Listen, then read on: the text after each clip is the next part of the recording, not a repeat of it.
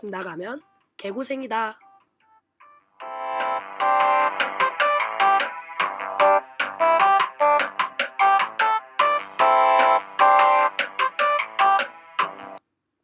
안녕하세요. 집 나가면 개고생이다의 딴지. 제 말입니다. 네, 오늘은 2020년 마지막 에피소드를 한번 해보려고 하는데요. 지금 녹음하고 있는 시간이 12월 27일이네요. 네, 이제 다들 4일 남았네요. 2020년이 지나가기까지. 탈도 많고 여러 일도 많아도 2020년 이렇게 지나가는데 여러분들 다들 크리스마스는 잘 지내셨나요?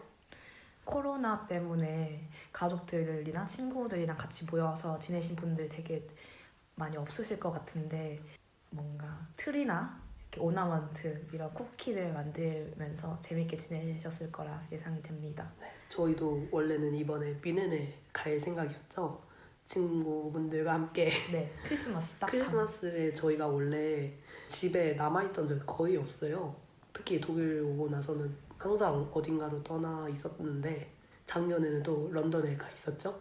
근데 이번에는 뭐 아무 데도 못 가게 돼서 집에서만 맞는 크리스마스가 나름 나쁘지 않았던 것 같아요. 네, 네, 그랬던 것 같습니다. 올해는 특히 날씨도 더 안 춥고 날씨가 거의 가을 날씨라서 살짝 좀 놀랍습니다.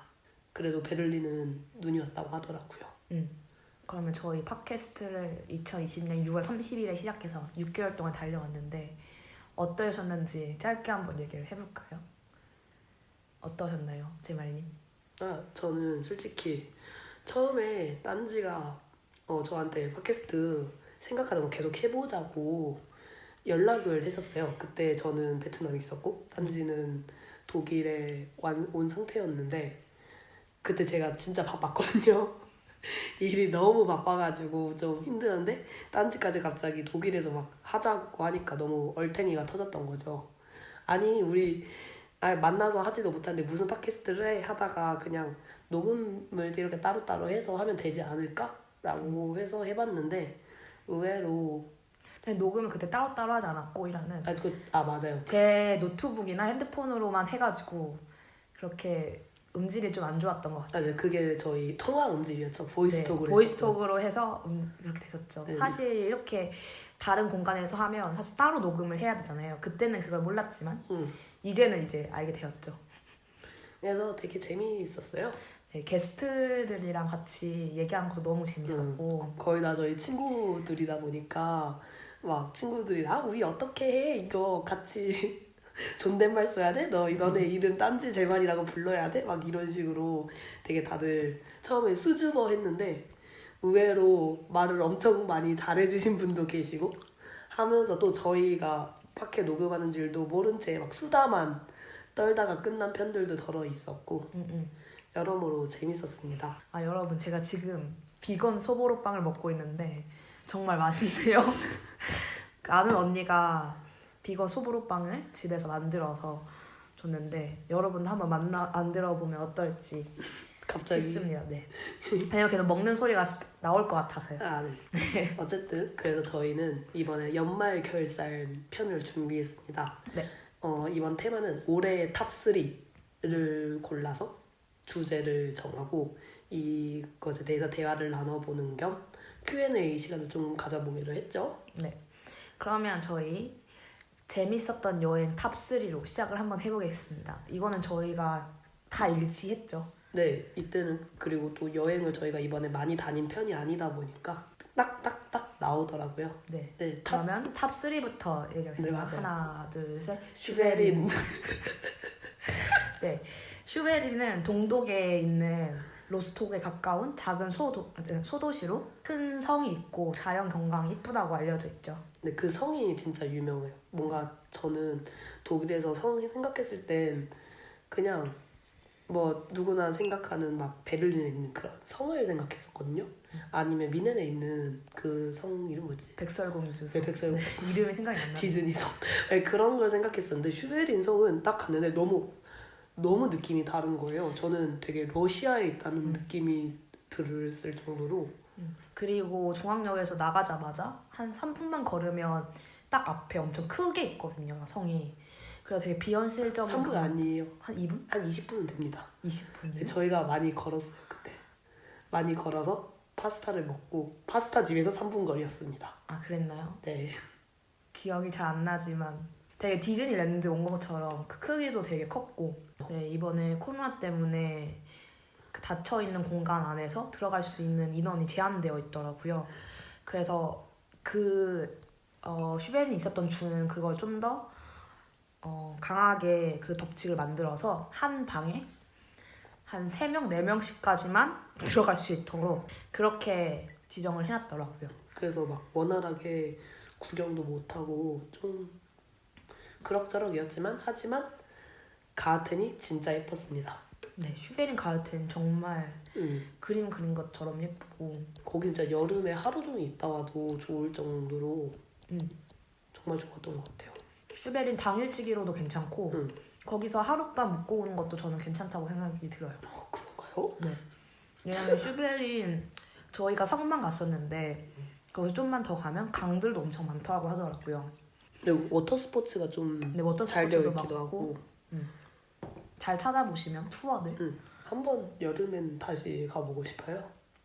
저희가 슈베린 갔을 때 근데 좀 충격 먹었던 게 F대 포스터를 봤잖아요. 아, 네. 그 포스터가 그냥 진짜 컸었죠. 네. 그리고 F대가 뭐죠? 알터나티베 피어 도이칠란드라고 이게 독일의 정당 중 하나인데 나치 정당이라고 불리죠. 외국인들을 독일 밖으로 보내자. 그리고 반이슬람주의의 정당인데 이 정당이 요새 들어 점점 커지고 있어요. 분데스타게 자리도 많아지고. 그래서 저는 사실 AfD를 지지하는 사람을 본 적도 없고 그리고 그런 프로파간다 포스터를 본 적도 없거든요. 확실히 근데 동독을 가니까 근데 이건 편견일 수도 있어. 네, 편견일 수도 있어요. 근데 저희가 슈베린을 가니까 딱 그게 보여가지고 정말 깜짝 놀랐어요. 그래서 거기 적혀 있었던 거로는 이민 오는 사람들 다 내보내자. 독일에서 내보내자라고 되어 있었습니다. 되게 깜짝 놀랐죠. 네. 그게 뭐 이렇게 떡하니 써져 있을 줄은 상상도 못했고 또 슈베린에 외국인이 거의 없었던 걸로 기억해요. 네, 여행자들도 많이 없었던 것 같고 뭐 그때가 코로나 때문에 그럴 수도 있었겠지만 여러모로 신기한 도시였습니다. 네, 함부르크에서 1시간 반 걸렸던 것 같아요. 기차 타고. 그리고 두 번째 탑2를 가보겠습니다. 하나, 둘, 셋. 하이델베르크. 저희가 독일에 살면서 한 번도 하이델베르크를 간 적이 없어요. 그렇죠? 네, 하이델베르크가 되게 유명하잖아요. 물론 아저씨 뭐지? 마틴 루터 씨. 네, 마틴 루터로도 유명하고 대학교도 유명하고 노벨상 수상자들이 되게 많이 나왔잖아요. 또 성이 또 대학교. 유명하죠. 그렇죠, 또 성이 유명하죠. 아 맞네. 저희가 생각했었던 독일의 성은 진짜 딱 하이델베르크에 있는 그런 성이었어요. 그래서 저희는 하이델베르크 여름에 갔었는데 날씨가 되게 좋았거든요. 그리고 또 친구랑 같이 가서 거의 하루 동안을 막 재밌게 놀다 왔는데 마음이 잘 맞는 친구여서 그런지 진짜 이렇게 돌아다녀도 다리가 진짜 찢어질 듯이 아파도 정말 재밌게 놀았던 것 같아요. 저희가 하이델베르크 가서 뭘 했냐면 미술관을 갔었던 것 같고요. 미술관을 가느라 감옥을 못 갔어요. 제가 가고 싶은 학생 감옥을. 그래서 미술관 갔는데 미술관은 솔직히 추천은 아니었던 것 같아요. 맞아요. 근데 그때 간 이유가 있었죠. 제가 그리스 비극을 좋아하다 보니까 이렇게 하이델베르크에 딱 내렸는데 갑자기 그 그리스 비극을 중점으로 그 트로이 전쟁을 주제로 갑자기 전시를 한다는 거예요. 그래서 이거 무조건 봐야 한다 해서 갔었는데 저는 좋았었어요. 되게 컸거든요. 미술관이 생각보다 외관으로는 되게 작아 보여요. 근데 안에 들어가면 엄청 크더라고요. 근데 이게 시대별로 있고 되게 박물관 같은 느낌이었고 현대 미술이나 뭐 이런 빌드하우라이는 하나도 없었어요. 그러니까 설치 미술이나 조형 미술은 하나도 없더라고요. 그게 저는 조금 아쉬웠던 것 같아요. 거기서 또 친구를 잃어버려가지고 네, 친구 한 찾으러 20분 동안 전화다 막 그래서 어디야 이랬었는데 너무 미술관이 컸어가지고 그래서 미술관을 갔다가 그냥 하이델베르크 시내를 막 걷는데 하이델베르크가 너무 이쁘더라고요. 진짜 예뻐요. 산들도 되게 독일에서 볼 수 없는 큼지막 산들도 많고 물론 미넨이나 이런 남부 쪽에 더 많겠지만 중부 쪽 하이델베르크 쪽에는 그런 산이 많이 없거든요. 특히 북부 쪽에는 산이 그냥 아예 없고. 그리고 시내도 되게 아기자기하고 이것도 저희 서점에서 그런 것도 했었잖아요. 서점에서 친구한테 주고 싶은 책 하나씩 골라서 주기 선물하기 했는데 재밌었죠 그것도. 네, 그것도 재밌었어요. 네, 그리고 하이델베르크 성을 갔는데 저희가 성 내부는 못 들어갔었어요. 그때 늦게 조금 가가지고 성에서 바라본 시내 이런 풍경이 굉장히 이뻤죠. 그래서 알트 하이델베르크랑 노이 하이델베르크가 나눠져 있다고 하더라고요. 이게 부 하이델베르크, 신 하이델베르크. 근데 저희가 얼뜻 봐서는 차이가 안 났지만 예뻤던 것 같아요. 그리고 거기도 성이 엄청 커가지고 그냥 산책하러 오거나 운동하러 온 사람들도 많았던 것 같고, 근데 진짜 이상한 조각상들이 진짜 많아요. 진짜 좀 보고 깜놀. 저도 이런 조각상이 왜 하이델베르크 성에? 이런 느낌. 그런 되게 느낌이었어요. 기괴한 조각상이 많았었죠. 그러면 탑 1을 한번 얘기해봅시다. 응. 하나, 둘, 셋. 퐁야. 네, 퐁야는 베트남 중부에 있는 도시로서 회라고 옛날 베트남의 수도 근처에 있는 소도시죠. 이 퐁야가 유명한 이유가 자연 이런 경관들이 유명하고 그 뭐라고 하죠? 동굴이 유명합니다. 동굴이 그리고 유명하죠. 이 동굴이 있는 곳에서 그 콩 아시죠? 콩 스컬 아일랜드라는 영화를 퐁야에서 찍었어요. 그래서 저는 콩을 보진 않았지만 베트남에 처음 왔을 때부터 베트남에 진짜 쩌는 동굴이 있다.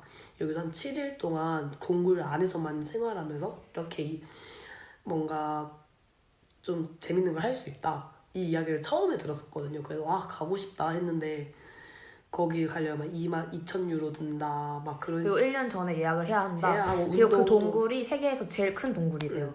맞아요. 그리고 훼손도 많이 안 됐고 사람들 받는 것도 굉장히 작게 받고 먼저 예약을 해야 돼서 1년 먼저 되게 그냥 자격이 있어야 해요. 예를 네. 들면 막 그렇게 위험 상황에서 스스로 헤쳐나갈 수 있는 능력이 있는 사람들을 선발하다 보니까 저희는 당연히 못 들어가죠. 근데 저희가 이번에 베트남에 갔을 때 부모님하고 어디 놀러 갈까 하다가 그냥 동굴 가보자 이래가지고 찾아봤는데 펑야에 막 그 정도는 아니더라도 이렇게 그냥 작게 다닐 수 있는 곳이 있더라고요. 그래서 거기를 갔다 왔죠. 네. 그때가 딱 제 생일이었었어요. 맞아요. 언니 생일에 갔었죠. 그리고 거기서 저희가 동굴 안에 배 타고 다니면서 시원하게 바닷향을 맡으면서 강향기 아닌가요? 거기 바다가? 어쨌든 진짜 펑야 너무 재밌었고 펑야에는 호텔이 없어요. 그렇게 막 좋은 데도 아니어서 저희가 호스텔을 골랐었어요. 그래서 저희는 근데 엄마 아빠랑 같이 호스텔을 간 건 처음이라서 막 어떡하지 하고 딱 들어갔는데 진짜 좋더라고요. 그 방이 하루에 10,000원이었던 것 같아요. 4명 합쳐서 10,000원이었던 것 같아요. 그래서 굉장히 의심을 많이 했고 그리고 그게 진짜 웃긴 게 그 호스텔에서 밥도 주고 맞아. 그 투어까지 이렇게 연결을 해줘요. 그래서 굉장히 걱정했는데 딱 들어가 보니까 가정집인 거예요. 되게 큰 가정집. 진짜 가정집 근데 진짜 컸어요. 거의 시민회관 정도로 맞아, 컸어요. 힘이 큰 가정집이고 그래서 저희가 또 방을 들어갔어요. 이거 저희가 트윈 베드를 2개 했었거든요.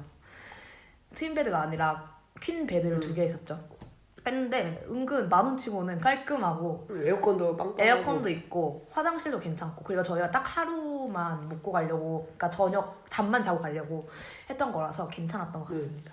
만약에 저는 호텔이 괜찮은 데 있었으면 펑야는 한 일주일 정도 있어도 괜찮을 것 같아요. 이렇게 자전거 타거나 오토바이 다니면서 주변 경관도 좀 많이 구경하고 싶다는 생각이 컸고 그리고 저는 펑야만큼 물이 맑은 데를 본 적이 없어요. 특히 강물. 진짜 강물을 이렇게 보는데 진짜 훤히 다 보이는 그게 너무 신기한 거예요. 너무 예쁘고 또 투어할 때 좋은 사람들하고 함께 있어서 되게 재밌게 놀았죠. 네. 거기서 어떤 분을 한 명 만나줬는데 저희 보고 한국에서 왔냐고 하는 거예요. 그분이 미국 사람이었어요. 아니 캐나다 사람이구나.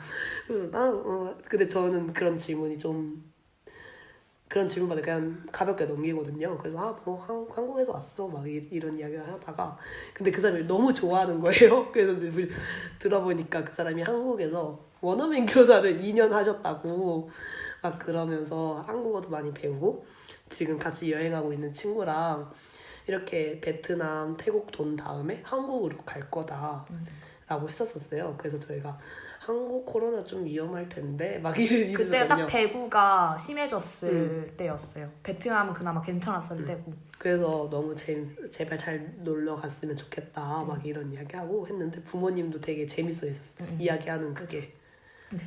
그러면 이제 여행은 이렇게 마치고 맛있었던 음식 탑 3로 가볼까요? 이거는 좀 여러 개가 많이 나뉘었는데 네. 딴지가 좋아했던 음식이 있을 수도 있고 또 제가 먹었던 음식일 수도 있습니다. 그럼 탑 3. 하나, 둘, 셋. 터키 디저트. 네, 터키 디저트입니다. 네. 그 터키 디저트라고 하지 않고 저희가 중동 디저트라고 하겠습니다. 맞아요. 네. 일단 뭐 중동 디저트 하면 생각나는 음식들이 여러 개 있죠. 근데 되게 달달하잖아요. 중동 디저트가 예를 들면 바클라바, 크네페 등등. 피스타치오가 많이 들어가고 그리고 베렉도 있고 꿀이 많이 들어가는 것 같아요. 네. 그리고 치즈가 은근히 많이 들어가요. 그리고 견과류도 많이 들어가고. 어쨌든 저희는 친구들 덕분에 이런 음식을 입문하게 된 사람인데 너무 맛있거든요. 그러니까 솔직히 중동 음식이 너무 맛있어. 근데 이번에 중동 디저트만 이렇게 스페시픽하게 고른 이유는 저희가 중동 디저트를 이번에 진짜 많이 먹었어요. 네, 그 디저트 집을 가서 저희가 디저트를 산 거는 독일 살면서 이번이 처음이에요. 그래서 항상 친구들이 사다 주는 걸 먹었죠. 사다 주거나 그리고 함부르크에서는 그 디저트 집을 저희가 안 갔던 것 같아요. 한 번도 그냥 본 적도 없었던 것 같고. 되너집만 가고. 근데 여기 오니까 저희 집 근처에도 하나 있고 그리고 또 맛있다고 유명한 집을 그 슈아르마 맛있다는 집을 갔는데 그 바로 옆집에도 디저트 집이 있고 네 정말 저는 막 스트레스 받거나 힘든거나 그리고 뭔가 날씨 때문에 화가 날 때 커피 마시고 싶을 때 커피 마시고 싶을 때 이 커피 한 잔이나 차나 딱 이렇게 중동 디저트를 하나 먹으면 정말 너무 행복 그 자체. 그리고 사람들이 그런 질문 되게 많이 하잖아요. 독일에서 가장 맛있는 게 뭐냐고. 그러니까 사람들은 뭔가 예상하기를 맥주나 감자나 소세지 이 세 개를 생각하는데 저는 단언코 말씀드릴 수 있습니다. 독일에서 제일 맛있는 음식은 중동 음식이에요. 민정. 인정. 아시아 음식도 그렇게 퀄리티가 안 좋아가지고 아시아 음식도 많이 좋아하는 편이지만 하지만 중동 음식이 진짜 맛있다. 그리고 디저트는 저희가 중동 디저트랑 프랑스 디저트를 엄청 좋아해요. 프랑스 디저트도 저희 집 근처에 있거든요. 저희 집 근처지만 아니지만 도서관 근처에 있는데 거기서 이번에 밀푀유도 사 먹고 저희가 엄청 사 먹었죠. 네. 저희도 진짜 놀랬던 게 저는 원래 단 거를 별로 안 먹거든요. 단 거를 그렇게 막 좋아하는 사람이 아닌데 막 사람들이랑 같이 이야기하다가 디저트 저희 집에 오실 때 디저트를 하나 이렇게 사오신 거예요. 그런데 저는 웬 디저트? 케이크도 아니고 이건 뭐지? 이 비주얼은 뭐지? 이랬는데 이게 진짜 맛있다고 저희한테 먹어보라고 해서 그냥 입 다물고 먹었습니다. 먹었는데 저는 이게 디저트구나. 사람들이 왜 디저트를 예술이라고 이야기하는지 알겠다. 그래서 프랑스 디저트는 그렇더라고요. 되게 식감이 한 디저트 안에 여러 가지가 있어요. 네, 텍스처가 다 달라요. 한 4층이 있더라고요. 예를 들면 1층은 바삭, 2층은 사르르, 3층은 오도독, 4층은 쫄깃 이런 느낌으로 이렇게 한 입을 먹는데 그 4층이 다 느껴지는 거예요. 그러니까 1층에서 4층을 한꺼번에 다 먹잖아요. 네, 이게 정말 어메이징 했어요. 어메이징. 우린 함부르크에서 이거 못 찾았어. 네, 함부르크에서 근데 지금 많이 생겼을 수 있겠지만 정말 괜찮았죠. 그리고 2로 갈까요? 하나, 둘, 셋. 분보회. 혹시 베트남어 발음으로 해주실 수 있겠어요? 한번 도전해 보겠습니다. 문보회인 것. 문보회입니다. 네. 네, 이거는 베트남식 육면이죠. 네. 이 분보회의 단어를 설명해 보면 분은 누들입니다. 면의 한 종류를 말하는 거고요. 보는 소고기죠. 그리고 회는 저희가 아까 말씀드렸던 그 베트남의 고대 도시를 말합니다. 그래서 이거 한꺼번에 조합해 보면 회에서 만들어진 소고기 면 할 수 있는 거죠. 네, 이게 저희 2020년 들어와서 특히 많이 먹었는데요.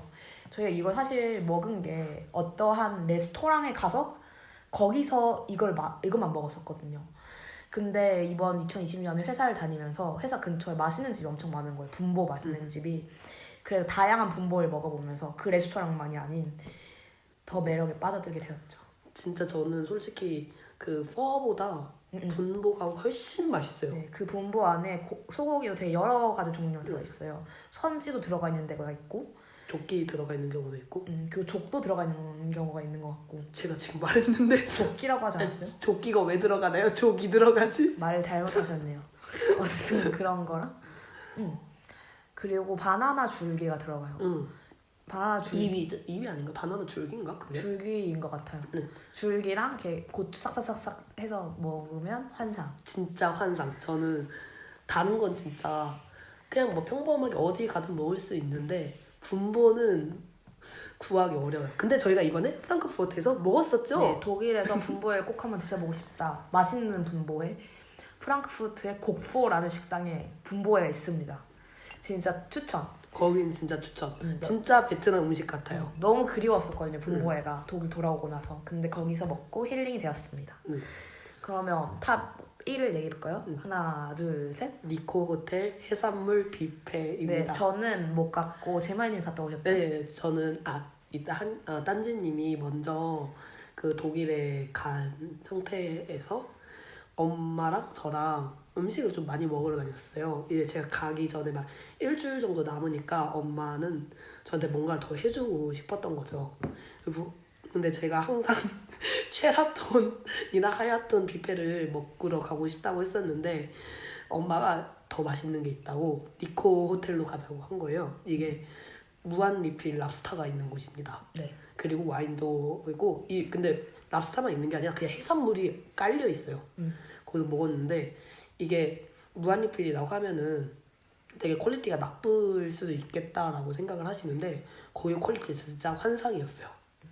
그때 디저트도 너무 맛있었고 진짜 너무 맛있어가지고 엄마한테 여기를 그러니까 왜 뷔페 안에 이제서야 뭐가 있었나요? 일단 랍스타가 있고요. 네.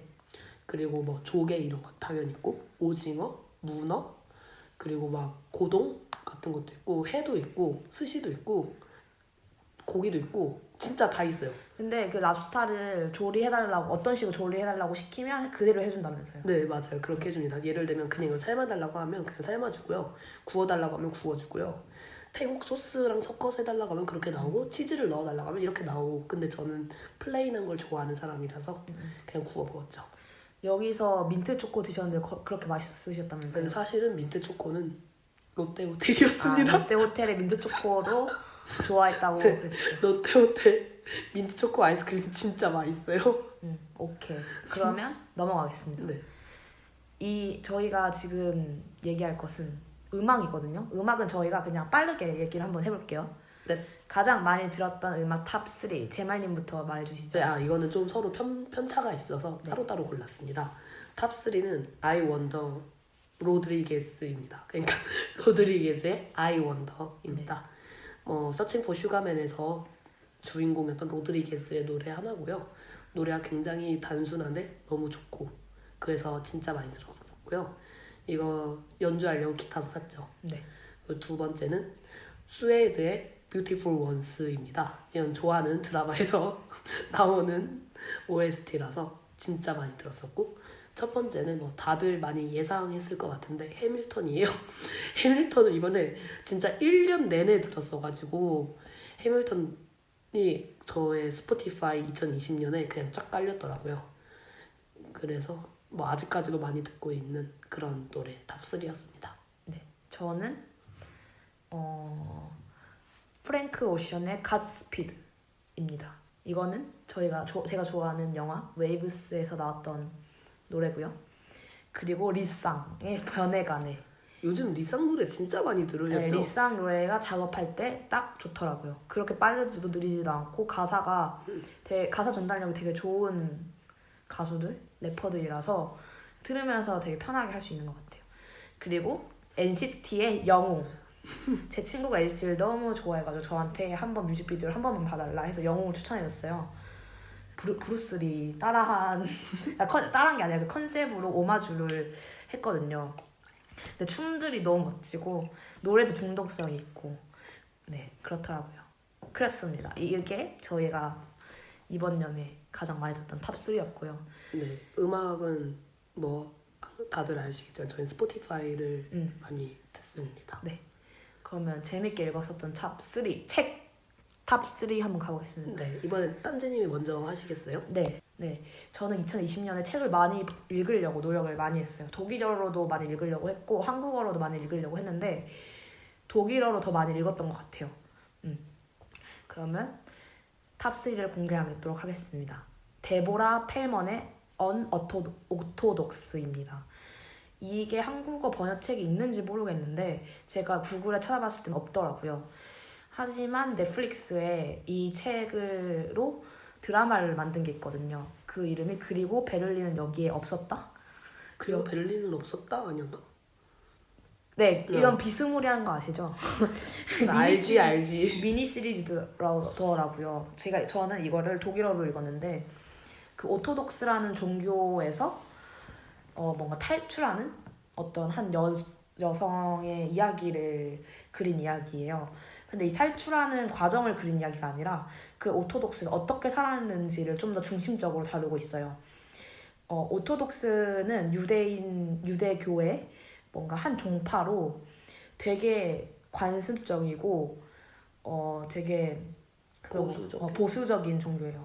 그래서 여자들은 결혼하면 머리를 다 깎아야 되고 그리고 히잡 같은 것도 뭔가 머리를 가릴 걸 해야 되고 학교도 오토독스에 관련된 오토독스 학교만 가야 되고 미국에 사는데도 불구하고 영어를 잘 못해요.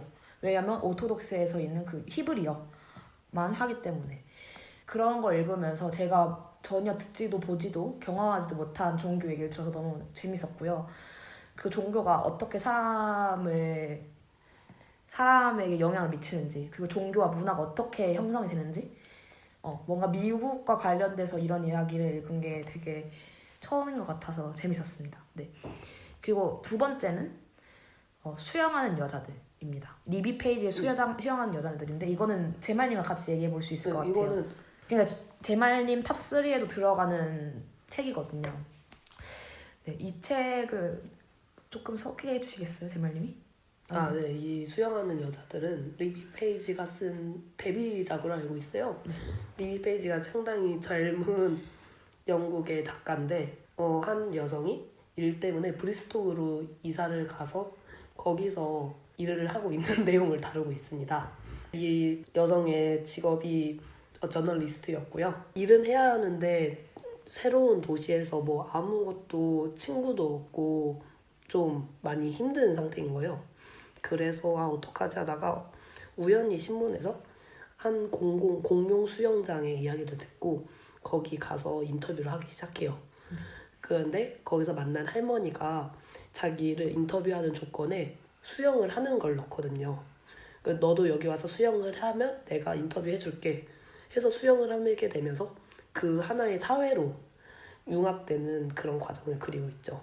이렇게 항상 이방인으로 살아왔다가 한 사회에서 일원으로 인정받는 과정을 그린 게 전 굉장히 그런 이야기들을 다루는 게 너무 좋았다고 느껴졌고요. 또 책 자체가 너무 재밌어요. 그리고 문장이 너무 예뻐가지고 처음에 이건 한국어로 읽었었는데 한국어로 번역된 문장이 이 정도로 예쁜데 원어로는 얼마나 예쁠까 싶어서 원어로 사서 보려고 생각 중입니다. 그리고 저는 또 흥미로웠던 게 독일어로는 졸리다리텟이라고 하죠. 한국어로는 협동심이라고 하나요? 유대 관계라고 하나요? 뭐라고 하지? 네, 유대. 네, 유대. 네, 유대심? 유대 관계? 네, 어쨌든 그거를 보여주는 게 되게 흥미로운데요. 한 명씩 결점이 있는 사람들이 서로를 만나서 치유를 하고 이 결점을 자신의 장점으로 만드는 과정이 되게 재밌었던 것 같아요. 그리고 자신의 장점은 좀 더 이 사람을 만남으로써 더 큰 장점이 되고 좀 더 사회에 기여할 수 있는 그런 장점으로 바뀐다는 게 흥미로웠습니다. 그리고 수영하고 싶어졌어요. 이게 야외 수영장에 그린 이야기거든요. 실내 수영장이 아니라 야외에서 햇빛을 받으면서 그리고 겨울에도 수영하고 그런 것들이 되게 사람의 상상력을 좀 자극하는 것 같아요. 야외 수영장은 보통 한국에는 많이 없으니까요. 그러면 제 마지막 남은 탑3 책은 최민석 작가의 베를린 일기입니다. 이거는 제가 친한 언니한테 추천을 받은 거거든요. 언니가 책이 있다고 해서 그냥 읽어보자. 베를린 일기면 재밌겠지. 제가 항상 베를린에 대한 동경이 있었거든요. 읽으면서 이 최민석이라는 사람이 그 홈볼트 대학교인가? 그 베를린에 있는 대학교에 연구소에 한 3개월 동안인가 6개월 동안 있게 돼요. 그래서 그 6개월 동안에 베를린에서의 삶을 그린 이야기인데 일기예요. 그리고 되게 글을 쉽게 썼어요. 그리고 속어들도 많고 은어들도 많고 이 사람은 자기가 와서 이방으로서 첫 6개월을 그린 거잖아요. 그 6개월 동안 이 사람의 보는 시선들, 독일을 보는 시선들이 되게 재미있었던 것 같아요. 이게 저는 옛날에 이런 감정을 느꼈던 것도 있고 이 사람은 이렇게 느꼈네? 라고 해서 공감되는 것도 있고 이거 근데 좀 추천해요. 독일에 대한 동경을 가지고 있다. 아니면 독일 궁금하다. 아니면 유럽이 궁금하다. 왜냐면 여기서 나오는 인물이 최민석 이 사람도 있지만 주위 인물들이 거의 다 유럽 사람들이에요. 어학원에서 만난 친구들. 그런 거 뭐 궁금하다. 이러면 재밌을 거예요. 한 30대, 40대 남자가 해외에 처음 나와서 어떻게 살게 되는지. 네, 네, 제가 고른 책은 하나씩 말할게요. 일단 캐롤라인 크리아드 페레스의 보이지 않는 여자들입니다. 여기에서 유일하게 비문학인 것 같아요. 유일한 비문학 서적. 근데 베를린 일기도 비문학. 그건 수필. 에세이. 에세이네요. 하지만 여기서 이 책이 비문학이라고 하는 이유는 이거는 거의 논문에 가까워요. 이 캐롤라인 크리아도 페레스라는 작가가 학자고요.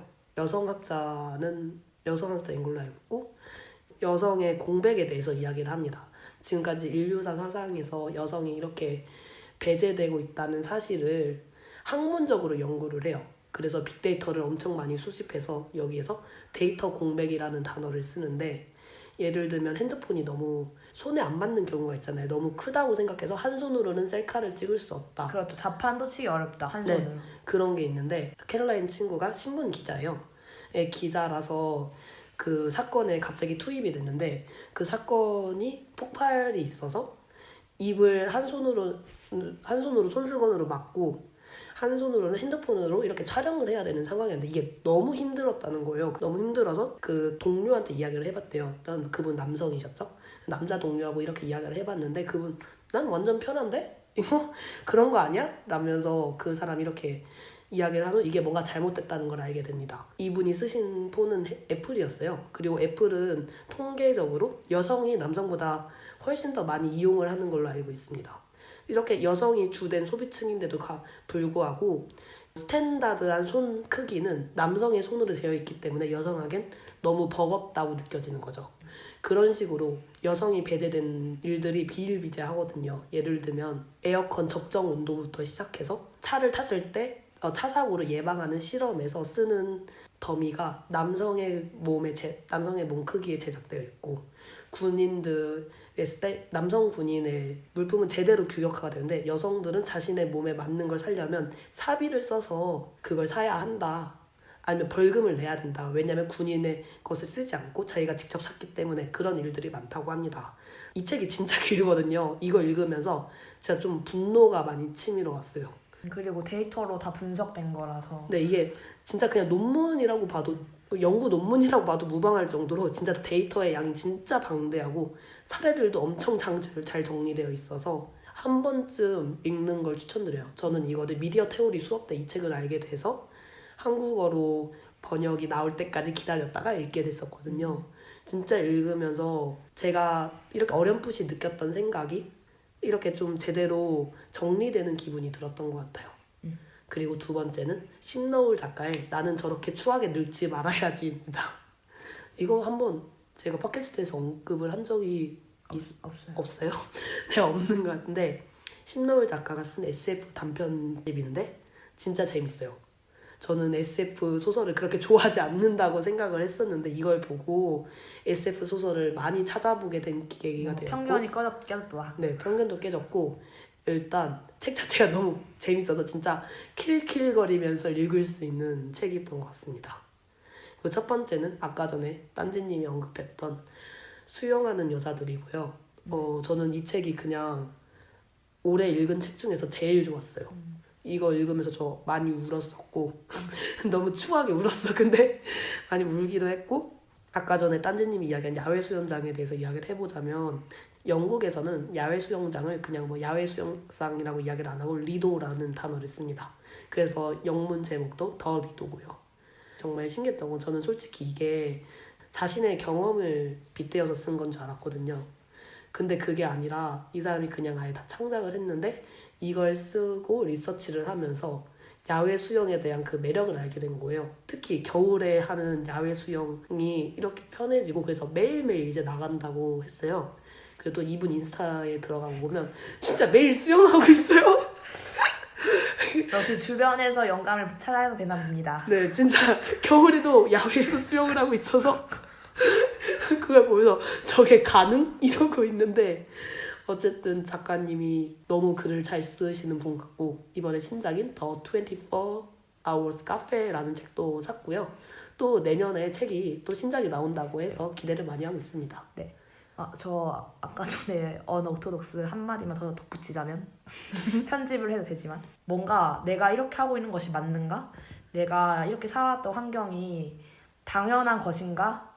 그리고 어딘가를 떠나려고 준비할 때 뭔가 모험을 하려고 준비할 때 고민이 든다면 이 책을 보는 거 강력 추천합니다. 종교적인 이유에서 종교적인 이유뿐만이 아니라 그냥 뭐 유학이 될 수도 있고 뭐 가출이 될 수도 있고 네, 교환학생이 될 수도 있고 그냥 이사가 될 수도 있고 내가 이렇게 계속 살던 집이 나를 압박하는 게 아닌가 뭐 이렇게 생각할 수도 있잖아요. 그런 거에 대한 비슷한 일을 실제로 겪었던 사람을 찾고 있다면 그런 사례들을 정말 언오토독스 저희 팟캐스트 주제랑도 잘 맞는 것 같고 그 나중에 오토독스를 주제로 한번 해보시면 나 한번 해봐도 좋을 것 같아요. 나중에 책 특집으로 해도 괜찮아요. 리도도 그 수영하는 여자들도 솔직히 저희 팟캐스트가 굉장히 부합하는 내용이라고 생각을 네. 하거든요. 그럼 한번 책을 한번 책에 대해서 에피소드 하나 만들겠습니다. 네. 그러면 다음으로 넘어가기 전 한번 쉬고 가겠습니다.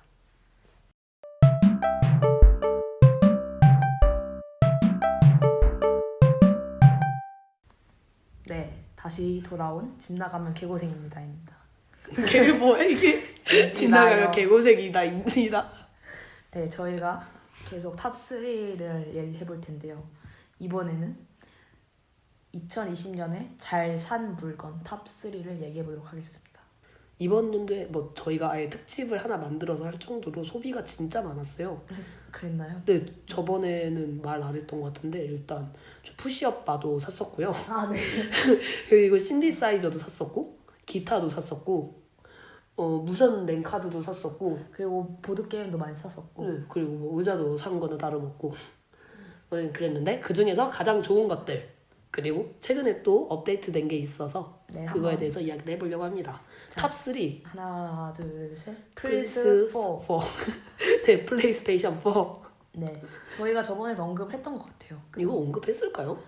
네, 저희가 플레이스테이션 4를 했네요. 지인한테 받게 돼서 네, 지금도 열심히 게임하고 계시죠? 네, 어쌔신 크리드가 나왔는데 지금 미쳐버리겠어요. 왜냐하면 그 키아누 리브스가 사이버펑크 게임이 나왔거든요.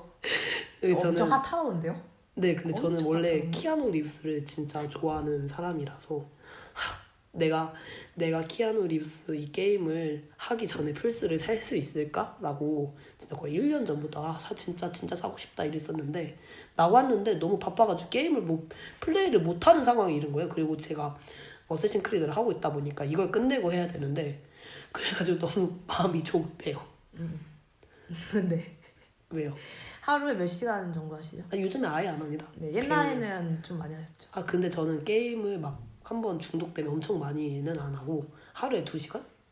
정도 꾸준히 꾸준히 하는 스타일인 것 같아요. 네. 근데 그렇게 많이 하셨는데 10%도 못했다고. 그러니까 이제- 게임의 10%도 이제 15% 했습니다. 진짜 너무 컨텐츠가 무궁무진 너무 많아서 좀 힘들어요. 버거워요.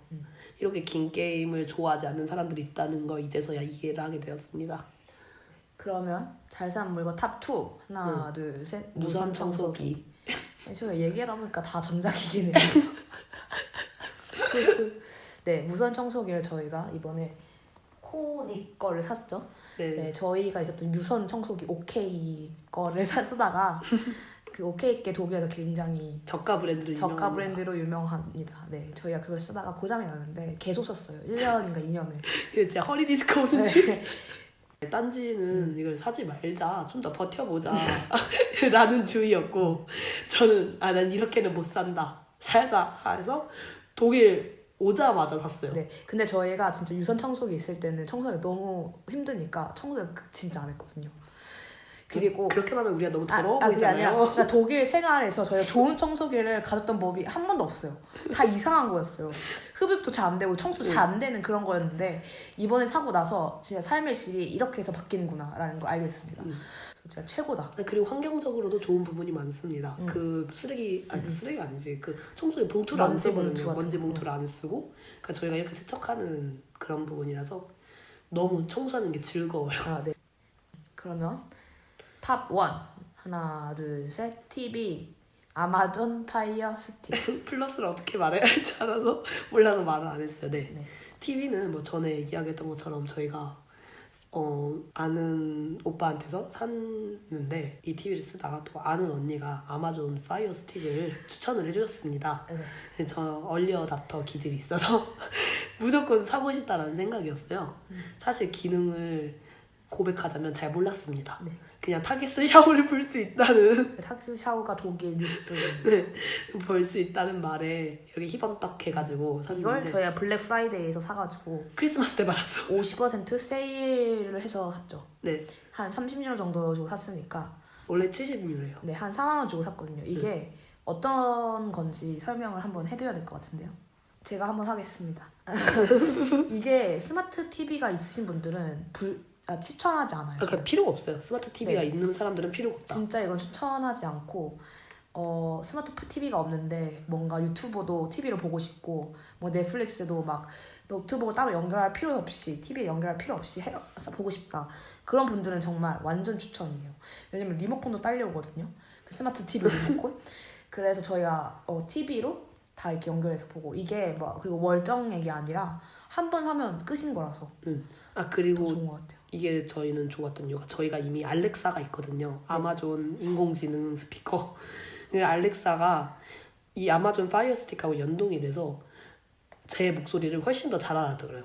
아 근데 아니, 그거 말고는 다른 게 있나요? 근데 그거 말고도 이렇게 음성 인식으로 알람 맞춰달라고 하면 얘로 맞춰줍니다. 아. TV로 그런 거 맞춰줍니다. 근데 이거는 항상 알렉사랑 이 TV를 이렇게 전기 연결을 해놓은 사람들은 좋을 것 같아요. 저희는 TV도 그냥 보고 끄고. 꽂고 네. 알렉사도 하고 뽑고 이런 거라서 그렇게 필요는 없는 것 같아요. 그러니까 그게 둘이 연동되는 맞아요. 그런 기능을 많이 안 쓰는 것 같아요. 근데 알렉사를 쓰면 일단 핸드폰하고도 연결이 또 되기 때문에 그게 좀 좋은 것 같습니다. 네. 네. 그리고 또 좋은 건 미러링이 진짜 잘 돼요. 맞아요. 유튜브를 핸드폰으로 봤다가 컴퓨터로 그냥 바로 넘길 수 있는 게 되게 잘 되어 있고 일단 뭐 넷플릭스 잘 되고 그리고 전 세계 저희가 맨 처음에 이 파이어 스틱을 소개받을 때 전 세계 TV를 다 올릴 수 있다 해서 사실 본 거거든요. 사실 됩니다. 네, VPN을 깔면 됩니다. 음. 제가 지금 VPN을 깔까 말까 생각하는 것 중에 하나 이유가 BBC 아이플레이어를 보고 싶어서 그런데요. 아이플레이어는 영국 내에서만 가능하거든요. 모든 프로그램 다 볼 수 있어요. 막 노튼쇼나 막 브로드처치나 막 그런 드라마들 실시간으로 볼 수는 없고 실시간도 되지 않나? 어쨌든 네. 그 뉴스도 저는 요즘 좀 뉴스 보는 맛이 있어가지고 뉴스를 또 많이 기다리고 있고요. 또 타깃스 샤워를 컴퓨터로 보는 것과 TV로 보는 집중력이 되게 다른 것 같아요. 네, 타겟스 샤워가 11분 이게 넌저리로 구성된 15분. 15분? 네. 하루에 엑기스만 뽑아서 얘기 안 해주는 뉴스를 타겟 샤워라고 해요. 근데 독일어를 공부하려고 할 때 항상 추천받았던 게 타겟 샤워였던 것 같아요. 11분밖에 안 되고 그리고 똑바르게 얘기를 해주니까 그리고 조금 고급 단어들을 쓰면서 그래서 타겟 샤워를 매일 보려고 지금 매일 도전하고 보고 있습니다. 있죠? 매일 보고 있죠. 네, 도전 시도하고 있습니다. 네. 그리고 요즘 코로나 때문에 매일 보는 게 맞는 것 같기도 하고. 그리고 막 이런 타겟 샤워 말고도 아르테도 굉장히 그 컨텐츠 퀄리티가 너무 좋고요. 또 최대 F. 네, 최대 F도 이걸로 볼 수 있어요. 저희의 TV 수신료를 이제서야 쓰고 있네요. 네. 네, 이번에는 탑 파이브로 5입니다. 오겠습니다. 네. 재밌게 본 영화 탑 5. 제말님이랑 저랑 겹치는 거 먼저 얘기해 볼게요. 네, 일단 조조 래빗. 이거는 저희 시간 순으로 한 거죠? 아니 그냥 했어요. 네, 그냥 한 저희는. 거죠? 저희는 조조 래빗이 2명 다 같이 이렇게 올려놨는데요. 탑 5에. 네. 제말님 먼저 얘기하시겠어요? 아니면 저 먼저 이야기할게요. 네. 저는 일단 조조 래빗을 영화관에서 2번 보고 또 따로 집에서도 또 한 번 볼 정도로 진짜 재밌게 봤어요. 진짜 어떤 내용인지 간략하게. 네, 이 내용은 조조라는 귀여운 애기가 독일인 애기. 네, 독일인 애기가 백인 애기. 되게 그 나치 시대 때 히틀러를 좋아하는 어린 아이입니다. 히틀러가 자신의 영웅이고 히틀러를 가상 친구로 설정해서 머릿속에서 항상 히틀러랑 이야기하고 그러는 친구예요. 그 나치 시대에는 그 아이들을 위한 캠프가 있었거든요. 군인 캠프. 그래서 막 그런 거죠. 한국으로 치면 보이스카우트. 네, 맞아요. 네, 히틀러를 하지만, 위한 보이스카우트 이런 거죠. 거기에 가서 그 선배들이 토끼를 죽여보라고 합니다. 근데 조조는 너무 무서워서 못 죽인 거예요. 못 죽이고 도망가는 과정에서 조조 래빗이라는 닉네임을 얻게 돼요. 친구들이 그래서 그런 상황에서 그 나치 캠프에서 폭발 사고 때문에 얼굴에 큰 흉터를 가지게 됩니다. 흉터도 가지게 돼서 막 군인으로도 이제 못하고 우체국에서 일을 하게 되는데 그러면서 집에 이렇게 어느 날 가보니까 집에 어떤 유대인이 한 명 숨어 살고 있었던 거죠. 어머니가 여기서 숨겨준 거예요. 집에서. 어머니가 스칼렛 요한슨이죠. 근데 이 친구는 그 유대인에 대한 반유대적인 감성이 너무 그거에 녹아진 상태라서 막 진짜 유대인들은 뿔이 달렸대, 악마나 다름없대 이런 이야기를 들어서 처음에 그런 편견으로 대하다가 점점 이 친구와 이야기를 하고 소통을 하게 되면서 자기가 믿던 세계가 깨지는 과정을 다루는 이야기라고 해도 무방하죠. 일단 영화가 너무 좋고요. 내용도 너무 좋고요. 연출도 너무 좋고요. 음악도 너무 좋아요. 그리고 나치 시대의 이야기라서 되게 우울하거나 슬플 거라고 생각하는 분들도 계실 수 있겠지만 우울하고 슬프진 않아요. 근데 마지막에 좀 벅차오는 그런 감정이 있긴 하더라고요. 슬픈 거랑은 좀 결이 다른? 막 그런 식으로 막 피해자들을 이렇게 주목하는 영화가 아니라 그냥 그 시대 자체를 다룬 이야기라서 유쾌하게 그려낸 이야기인 것 같습니다. 저는 솔직히 말하자면 이 영화를 3번 봤는데 3번 다 울었어요. 첫 번째는 마지막 때문에 울었는데 두 번째 볼 때는 아예 초반부터 눈물이 나오더라고요. 그럴 정도로 진짜 너무 재밌게 본 영화입니다. 그리고 저희가 공통적으로 고른 게 언컷 잼스가죠. 언컷 잼스는 제가 한번 설명을 해보겠습니다. 네. 일단 잼스가 이렇게 보석 같은 느낌이죠. 광석 그죠? 그리고 언컷은 뭔가 손에 대지 않은 재련되지 않은 재련되지 않는 광석이라는 제목인데요. 이 영화도 언컷 잼스입니다. 그러니까 어떤 아저씨가 이 아저씨 이름 뭐지? 아담 샌들러? 아담 샌들러가 원톱 주연으로 가서 아저씨가 이 광석으로 막 돈을 벌어보려고 하다가 진짜 망하는 이야기예요. 그러니까 왜 그런 영화들 있잖아요. 어떤 걸 하려고 했는데 뭔가 수습하려고 하다가 망하고 여기 또 수습하려고 하려고 하면 할수록 저때는 더 망하는 이게 더 골로 가는 그런 영화들인데 이 영화는 한 2시간 반 정도 됐었던 것 같은데 집중력이 절대 흐트러지지 않아요. 계속 가면 갈수록 이렇게 이 사람이 망하면 망할수록 집중이 더 잘 되고 몰입감이 더 이렇게 좋은 것 같아요. 이게 노래 사운드트랙도 이렇게 끝을 향해 달려가는 것 같고 연기도 보면 볼수록 더 흡입이 되고. 저는 이 영화를 알게 된 이유가 굿타임을 보고 나서 알게 됐는데요. 굿타임은 작년에 봤던 것 같고 근데 감독이 너무 연출을 너무 네, 잘하는 그 거예요. 감독이 사르만 형제들이죠. 이름이 좀 다 잘못된 것 같은데 어쨌든 이 감독이 형제예요. 이 감독의 영화를 그렇게 처음에 보게 됐는데 너무 좋아가지고 아니 어떻게 이런 감독이 요즘 세대에도 이렇게 영화를 잘 만드는 감독이 또 나타날 수가 있지? 자신의 것이 딱 가지고 있는. 그래서 너무 좋았다가 아담 샌들러 영화가 넷플릭스에 있다는 걸 알게 되고 찾아보면서 언컷 잼스를 보게 된 경우였어요. 사프디 형제입니다. 네. 네. 이게 또 좋았던 이유가 편집이랑 이런 사운드트랙이 되게 현대적이잖아요. 근데 맞아요. 근데 이거를 맛깔나게 모든 세대들이 즐길 수 있도록 이렇게 만든 것 같아요. 그리고 저는 이 영화가 좋았던 건 그냥 영화가 아까 딴지님이 이야기한 것처럼 계속해서 끝을 향해 달려가는데 이게 카타르시스가 계속 동반이 돼서 너무 재밌는 것 같아요. 그냥 아드레날린이 계속 폭발적으로 머릿속에서 만들어지고 손을 이렇게 주먹을 꽉 쥐고 보는 영화, 그런 영화였던 것 같습니다. 그리고 예상 가지가 않아요. 이 다음에 어떻게 될까? 이 그리고 사람은 어떻게 되는 거지? 이런. 결말이 너무 좋아. 네, 저도 결말에 좋았어요. 결말이 진짜 결말 보고 와 미쳤다. 이런 영화가 아직까지도 만들어질 수 있구나. 이렇게 사람을 흥분하게 만드는 영화가 그래서 너무 좋았던 것 같습니다. 네, 언컷 잽스 진짜 강추입니다. 뭔가 아드레날린 폭발되는 영화를 보고 싶을 때, 심심한데 뭔가 일탈하고 싶지만 코로나 때문에 일탈하지 못할 때 언컷 잽스. 네, 굿타임도 굉장히 괜찮고요. 굿타임도 괜찮은데 저는 굿타임보다는 언컷 잽스가 훨씬 더 좋은 것 같아요.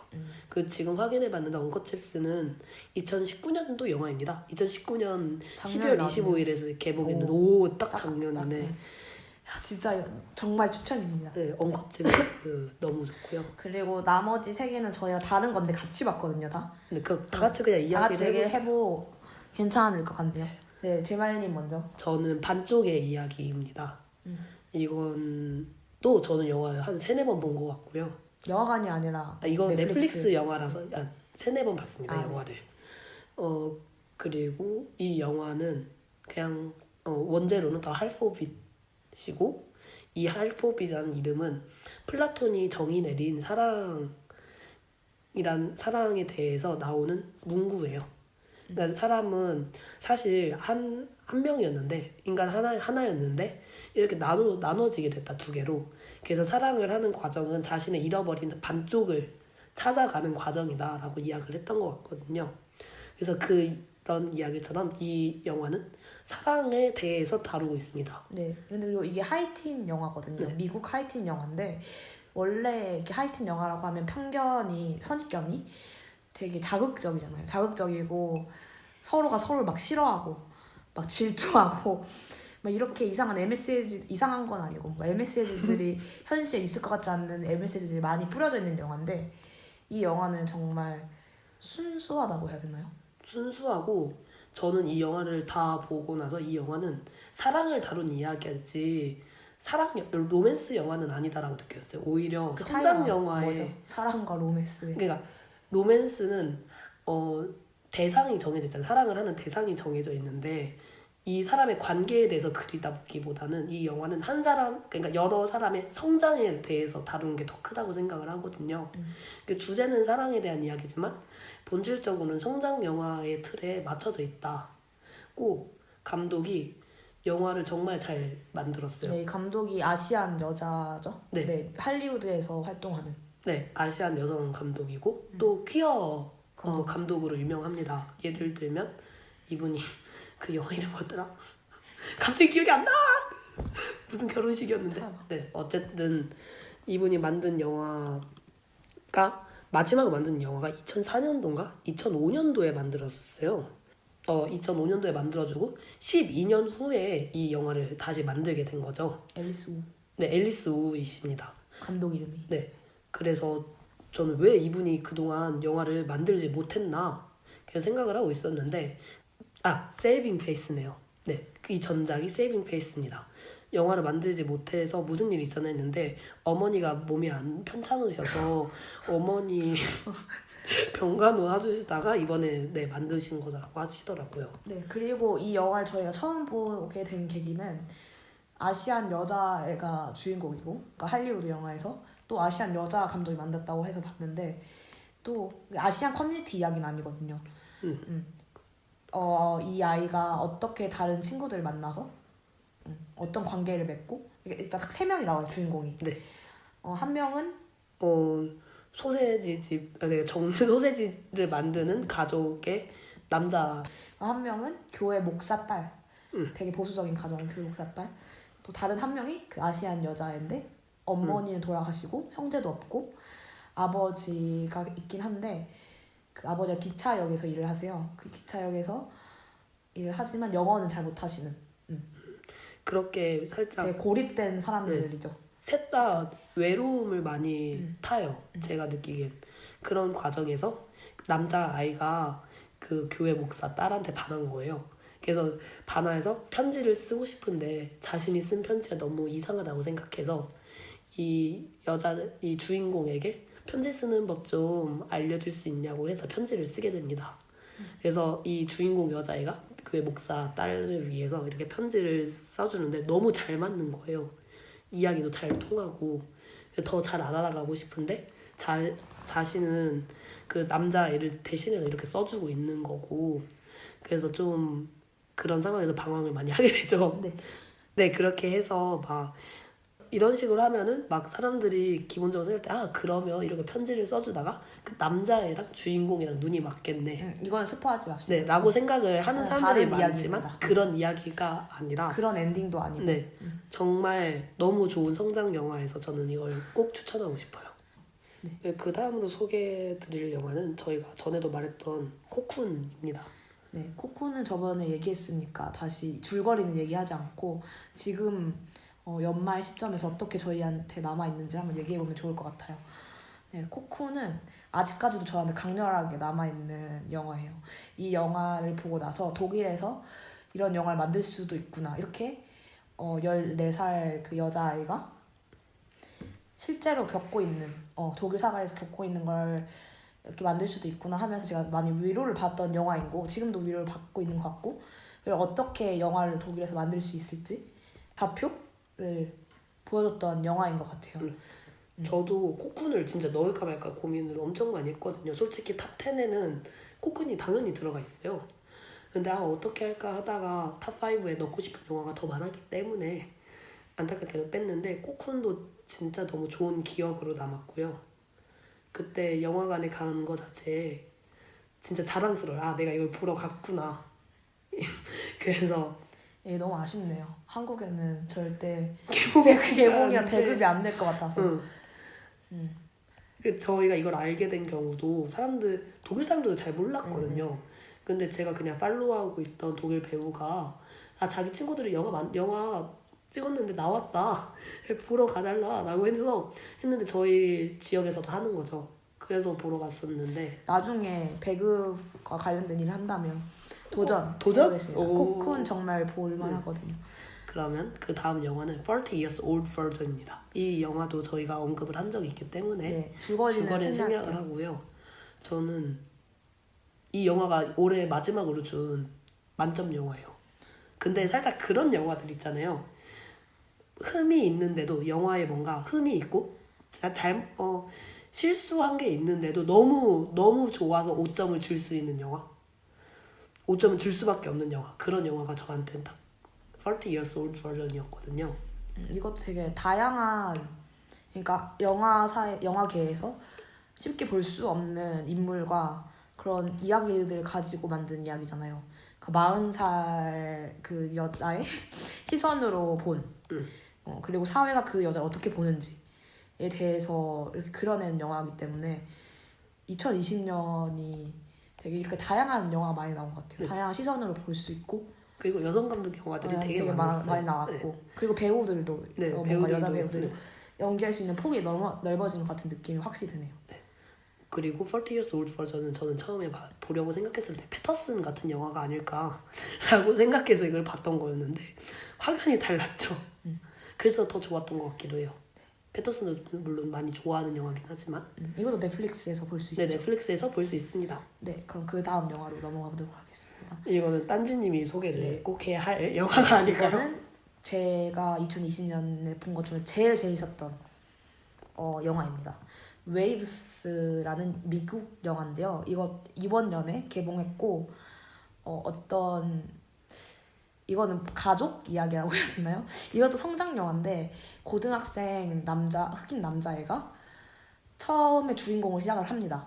하지만 이 애가 어떤 사건에 휘말리게 돼서 이 주인공이 바뀌게 돼요. 중간에 여동생으로. 시점이 바뀐다고 해도 좋을 것 같아요. 첫 번째 뭔가 에피소드는 그 남자에 대한 거고 두 번째 에피소드는 그 여동생에 대한 이야기인데 이 여동생이 이 오빠의 사건으로 인해 어떻게 지내고 어떻게 이렇게 뭔가 극복해 나가는지를 그린 영화인 것 같아요. 이 영화가 좋았던 이유는 일단 저는 편집이 되게 빠른 걸 좋아해요. 느리면 제가 너무 피곤해 하거든요. 편집 속도도 너무 빠르고 그리고 쉽게 볼 수 없는 저는 처음 본 카메라 무빙이 되게 많았어요. 예를 들면 360도 이렇게 돌면서 차 안에서 그런 것도 많았고 노래도 프랭크 오션 노래도 많이 나오고 랩이 많이 나왔어요. 그죠? 네. 이 랩도 이렇게 촌스럽지 않고 이 힙합도 촌스럽지 않고 진짜 힙하게 싹싹싹 요즘 시대 정세에 맞게 한 영화라서 진짜 영화사가 많이 발전해서 그리고 많이 바뀌어가고 있구나 라고 느끼게 했죠. 그리고 이 감독이 프레임을 가지고 놀았어요. 이 프레임이 하나만 있는 게 아니라 여러 가지 프레임. 그러니까 이 인물들의 상황에 맞게 프레임을 바꾸더라고요. 감정에 맞게. 코쿤도 그러지 않았나요? 코쿤도 그랬습니다. 근데 코쿤도 그랬던 것 같아요. 요즘 이런 게 유행인가? 저도 웨이브스 진짜 재밌게 봤는데 저는 뭔가 이렇게 엄청 크게 와닿는 게 없어서 저는 좀 뺐던 것 같아요. 탑 10하고 탑 5에. 근데 진짜 강렬한 기억으로 남았던 영화였고 일단 카메라가 진짜 때깔이 좋았어. 카메라 때깔도 좋고 또 주인공 중 한 명이 해밀턴에 나온 그 주인공입니다. 그래서 뭔가 코쿤이랑 웨이브스를 비교해볼 수 있을 것 같은데 웨이브스는 일단 미국 얘기고 코쿤은 독일 얘기잖아요. 근데 웨이브스가 좀 더 현실적인 것 같다는 느낌이 들어요. 지금 생각해보면. 그런가요? 네, 왜냐면 가족 간의 관계도 더 잘 나오거든요. 그리고 어떻게 사람을 만나서 친해지게 되는지 그게 더 잘 나온 것 같아요. 그 어색함과 뭔가 불신 그리고 뭔가 사회적 이슈들이 더 많이 나왔던 것 같아요. 웨이브스에. 코쿤도 저는 개인적으로 굉장히 사회적인 이야기라고 생각이 들었는데 뭔가 제가 생각했을 때 코쿤과 웨이브스의 차이점은 코쿤은 정말 개인적인 이야기라고 생각이 들거든요. 맞는 것 같아요. 완전 그냥 개인을 다룬 이야기인데 웨이브스는 가정을 다룬 이야기라서 더 포괄적인 것 같아요. 그래서 좀 더 몰입이 더 잘 되는 것 같아요. 저는 근데 웨이브스가. 진짜 신기한 게 코쿤은 개인을 다루고 있지만 모든 사람들이 한 번쯤은 겪어볼 만한 그런 보편적인 이야기거든요. 근데 웨이브스는 가정을 다루고 있는데 이 이야기는 이 가정에서만 일어날 수 있는 이야기예요. 맞아요. 그래서 그런 게 되게 재밌었던 것 같아요. 그리고 웨이브스에서 이렇게 다뤄왔던 주제 중에 하나가 스포츠였거든요. 그러니까 아버지가 스포츠를 하는데 되게 재능이 있었지만 사고 때문에 못하게 돼요. 그래서 아들이 아버지의 꿈을 이뤄주려고 이렇게 발버둥치는 그러니까 주제도 나오거든요. 아버지의 둘이 뭐더라? 압박이 있었죠. 네, 압박이 있고. 근데 그것도 되게 저는 좋았던 것 같아요. 그 압박이 정말 영화의 큰 키포인트입니다. 그리고 이게 스포츠라서 좀 더 확 다가온 게 아닌가 싶네요. 네, 그러면 다음 영화. 저의 마지막 탑 5 중에 마지막 영화는 바로 레미제라블입니다. 저는 아직도 이 영화를 봤을 때 기억이 진짜 선명해요. 네, 프랑스 영화죠? 네, 프랑스 영화고 레미제라블은 2012년에 나온 뮤지컬 영화가 아닙니다. 2019년에 나온 프랑스 영화로서 프랑스 파리 교외에 있는 작은 도시에서 일어나는 일을 다루는 영화예요. 저는 이 영화를 알게 된 게 오스카에 노미가 돼서 알고 있었거든요. 근데 이상하게 저는 이 영화가 다큐멘터리인 줄 알았어요. 저도 난 다큐멘터리인 줄 알아가지고 보면서도 응. 계속 이게 다큐인가? 처음에는 진짜 이게 뭐지? 했는데 이게 보면 볼수록 영화죠. 영화다. 어쨌든 그렇게 해서 어떻게 할까 하다가 따로 나중에 집에서 보게 된 영화였는데 제목이 레미제라블인데 이게 미저리한 사람들에 대한 이야기잖아요. 레미제라블을 한국어로 번역하면 그런 말에 정말 딱 부합하고 이 영화가 레미제라블을 쓴 이유는 그런 미저리한 사람들을 다루기도 했지만 영화 안에서 그 주요 장소가 되는 도시에 빅토르 위고 학교가 있어요. 그 학교가 되게 중요하기도 하고 아이들이 주인공이니까. 네, 그리고 거의 다 흑인들이 나오죠. 네, 그리고 여기가 할렘가 같은 그런 슬랭가예요. 그래서 다 많이 돈이 없으시고 그런 사람들이 살아가는데 이게 인종차별에 대한 이야기거든요. 그리고 실제로 일어나는 일이고 이건 감독의 자정적 경험을 살린 영화라고 인터뷰를 읽었는데 진짜 보면서 너무 마음이 갑갑해지는 게 이런 일이 일어났다는 걸 충분히 인지하고 있는데 그 주인공들 자체도 이런 일이 불합리하다는 걸 알고 있어요. 피해자든 가해자든 이 일은 불합리하고 이 일을 계속해서 하면 안 된다라는 걸 알고 있으면서도 사회들 이런 일을 그만두면 사회가 너무 질서가 무너뜨려지는 거예요. 그래서 어쩔 수 없이 계속해서 그 갑갑한 상황에 놓이는 그런 상황이 발생하는 거죠. 저는 되게 좀 인상 깊었던 거는 이렇게 갑갑한 상황이 있는데 중간에 드론을 이용하는 씬이 나와요. 약간 추격씬? 근데 이게 진짜 위에서 바라보는 거잖아요. 그리고 엄청나게 뭐가 되지? 위에서 엄청나게 위에서 새 시선으로 바라보는 건데 뭔가 제가 그런 것 같다. 제가 이 새처럼 느껴진 것 같아요. 왜냐면 이런 이야기들은 저희가 자세히 그러니까 실제로 만나볼 경험이 적잖아요. 저희들은. 왜냐면 이거는 흑인들에 관련된 이야기도 하고 특정 인종이 아니고서는 겪기 힘들죠. 네, 겪기 힘들고 그리고 이렇게 좀 알긴 해도 이렇게 자세히 알 수는 없거든요. 근데 이렇게 드론을 이용해서 이 도시에서 어떻게 어떤 일이 일어나는지 보여주는 씬이 굉장히 똑똑하고 영리하게 이렇게 비판하면서 시청자들을 했던 것 같아요. 뭐 아까 전에 이야기했던 것처럼 영화 굉장히 현실적인데 영화에 나오는 것들은 그다지 현실적이지 않거든요. 예를 들면 드론도 나오고 사자가 나옵니다. 맞아요. 사자가 나오고 또 폭동이 일어나죠. 이 세계가 너무 다르고 너무 비현실적인데 영화에선 진짜 현실적으로 나와요. 그래서 저는 보면서 너무 입에서 감탄만 나왔던 것 같아요. 네. 레미제라블도 아마존 프라임에서 볼 수 있습니다. 네, 볼 수 있고 마지막으로 제가 재밌게 본 영화 탑 5 중에 든 게 매기이죠. 네, 매기는 한국 영화로 이옥섭 감독이 만든 영화입니다. 보셨나요? 저는 못 봤습니다. 독립 영화인데 이옥섭 감독이 되게 그런 주관이 있는 것 같아요. 편집이나 배우들이나 자신의 띵이 네, 자신의 띵이 있다. 뭐 세트나 노래나 이런 걸 다 자기가 한다고 하더라고요. 다 자기가 관리를 하고 물론 감독들은 그렇지만 근데 이옥섭 감독은 자기가 뭘 하는지 정확히 알고 하는 느낌이에요.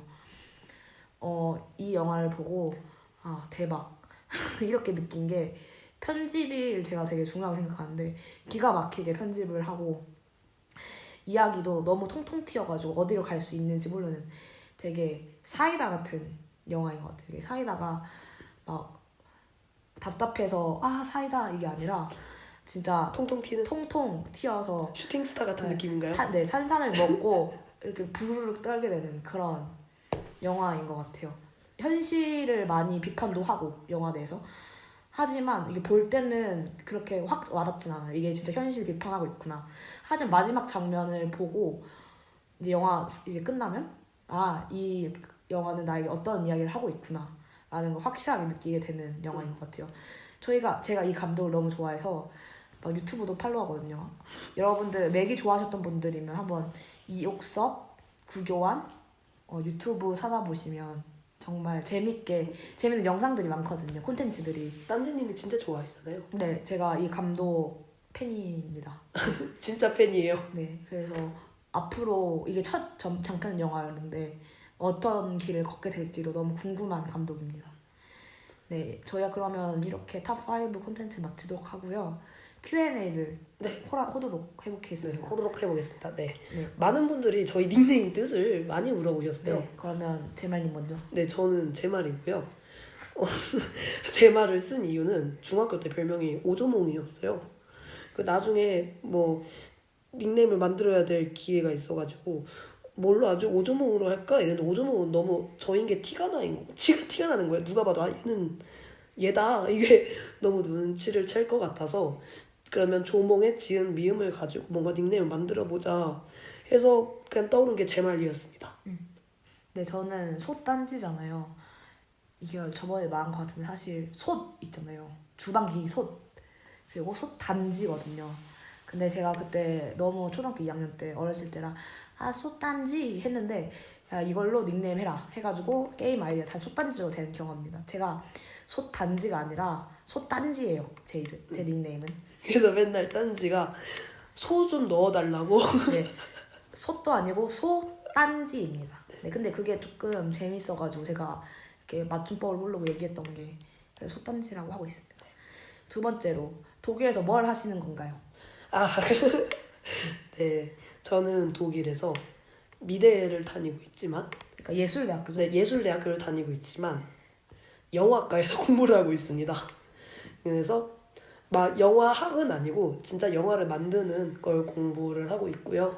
네, 저도 같은 전공이고, 근데 저는 저희 예술대학교에서 뭐 퍼포먼스도 배우고 많은 걸 배워보려고 하고 있고요. 제말님도 그림도 많이 공부하시잖아요. 그러니까 많이 하시잖아요. 요즘에 제가 영화만 계속 하고 있어서 교수님이 제발 너는 커뮤니케이션 디자인도 가서 좀 공부 좀 해봐. 네, 시각 디자인. 시각 디자인 좀 해봐. 이래가지고 네 하겠습니다. 이러고 교수님하고 다른 교수님하고 이렇게 컨택도 해봤는데 제가 어렸을 때부터 그냥 그림을 그리던 게 있어요. 그냥 뭐 타블렛으로 그림을 그리고 일러스트도 많이 그리고 좀 만화도 좀 여러 가지로 많이 그려봤었거든요. 그래서 그게 생각나서 그러면 이거를 그냥 썩히지 말고 학교에서 배우자 해서 그걸 같이 공부를 하고 있습니다. 네, 주 전공은 둘 다 영화이긴 하지만 다른 걸 많이 해보려고 네, 배워보려고 하고 있습니다. 저희 학교가 그게 좋은 것 같아요. 다른 거를 다 공부할 수 있게 해주는 거. 네, 그리고 로고 뜻이 뭔가요? 그러니까 이 팟캐스트나 유튜브나 스포티파이로 보시는 분들은 로고가 하나 나오잖아요. 노란색 배경에 물고기 하나 그리고 화살 하나가 이렇게 겹쳐져 있는 건데 이게 도대체 무슨 뜻인가요? 네, 이거 누가 만들었습니까? 네, 이거는 제말님이 만드셨죠. 네, 제가 만들었습니다.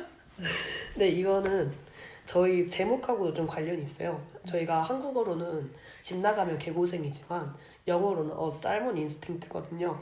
한국어로 번역하면 연어의 본능입니다. 연어가 이렇게 귀소 본능 있잖아요. 이렇게 어딘가로 떠나지만 언젠가는 이렇게 집으로 돌아가는. 근데 저희가 어딘가에 지금 타지 생활을 하고 있으니까 어딘가로 가고는 항상 다른 데서 살고 있지만 또 언젠가는 집으로 돌아가지 않을까 하는 그런 연어와 좀 빗대어서 만들어봤고요.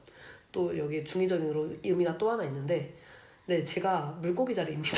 네, 제가 천징 자리고 해서 그냥 이렇게 네, 물고기와 천칭을 그렸어요. 네, 그리고 이 아까 전에 제말님 말씀했던 집으로 돌아간다가 새로운 집이 생겨가지고 그 집으로 돌아간다는 말이 될 수도 있고 네. 무조건 고향을 돌아간다는 얘기가 아니라 네, 뭔가 다른 곳이 집이 될 수도 있고 그리고 집은 계속 바뀔 수도 있고 그렇게 생각을 해서 집 나가면 개고생이다 그리고 집으로 돌아가는 연어의 본능을 하게 되었습니다. 그리고 또 그 연어 노래를 제가 좋아합니다. 네, 아시죠? 네, 거꾸로. 네, 그럼 마지막 Q&A. 게스트들은 어떻게 초대하시는 건가요? 네, 정말 싫습니다. 저희의 다 지인이기 때문에. 그리고 다 거리낌 없이 당연히 해준다 이런 느낌이었죠. 그리고 또 이런 주제와 잘 맞는 친구들이 있어요. 네, 좀 많아서 저희 이런 친구들이. 주변에 뭐 TCK도 진짜 많고요. 교포들도 많이 있고 또 이렇게 다들 유학생이잖아요. 지금 독일에 살다 보니까.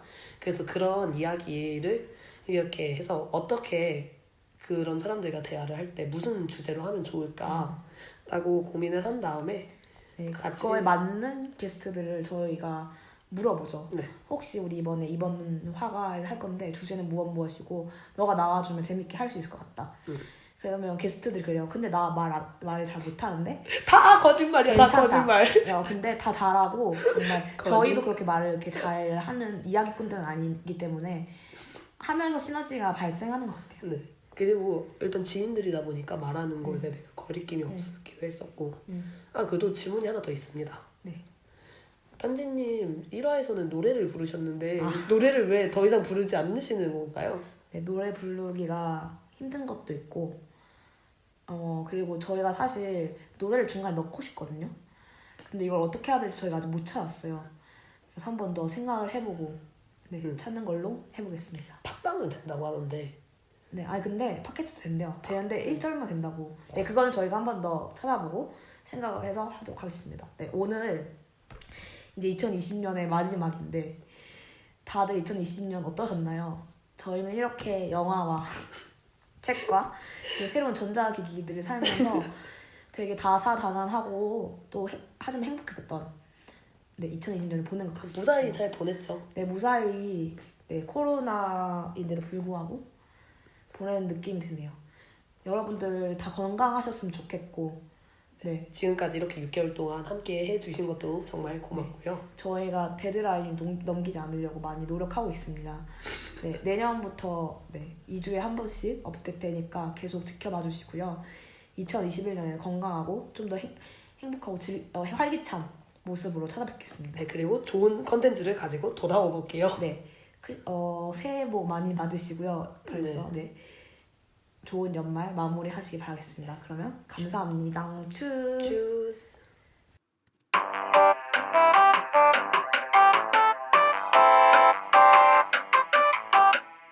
집 나가면 개고생이다.